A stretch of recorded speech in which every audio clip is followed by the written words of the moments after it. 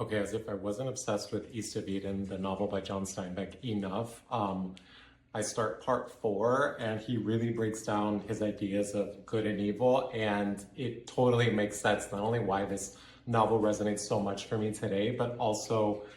how he writes his characters and this whole novel so well. And basically, he talks about how evil must constantly respawn while good and virtue is immortal, and that we have this never-ending contest in ourselves, between good and evil. And you certainly see that in the whole novel, in the different characters' choices. But I think what these particular quotes in this chapter illustrate is that he's very clear that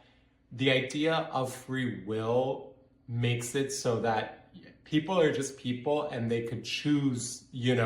things that are good, and they can choose things that are evil, and people that are predisposed to be good can still make horrible choices and align themselves with, things that will bring out evil. And all of those moral conundrums, the fact that he writes also that vice always has a fresh face, that is like so accurate. And I think that you can liken it to like when rock and roll came out, and it's always like the youth that's like completely corrupt and amoral and all of that. But what I think that he hits upon that is so like philosophical is that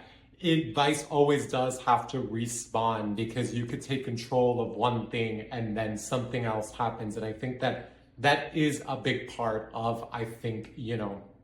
good and evil and morality in general, which is that it is a choice, and there aren't good people, there aren't bad people. There are people that can either choose good or evil, and a lot of it has to do with their personal context, their personality, and a lot of stuff that happens in their lives. And I think that that is what I love about this novel, that is such a real way to approach this that doesn't feel like sanctimonious and pious. And that's what I think I love about this book so much.